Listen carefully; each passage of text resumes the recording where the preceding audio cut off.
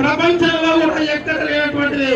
అందులో భాగస్వాములైనటువంటి మనందరం కూడా అదృష్టవంతులైన విషయాన్ని కూడా మనం గమనించవలసిందిగా విజ్ఞప్తి చేస్తున్నాం.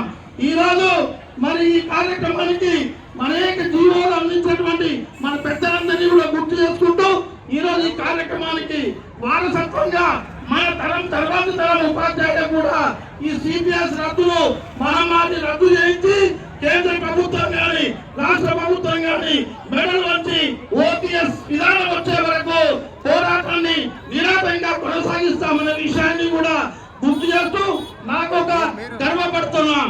గత 21 సంవత్సరం నుంచి కూడా 2004 నుండి కూడా మీ అందరూ కూడా భాగస్వామ్యంతో, మీ అందరి ఆకాంక్షతో, మీ అందరి భాగస్వామ్య పోరాటం వల్ల ఈ రోజు తెలంగాణ రాష్ట్రంలో ఏర్పడినటువంటి రాష్ట్ర ప్రభుత్వం ఈ రోజు మేనిఫెస్టోలో పెట్టించగలిగాం. అంటే మేనిఫెస్టోలో పెట్టినటువంటి విషయాన్ని అమలు చేయమని ఈ రోజు వేలాది మంది ఉపాధ్యాయులు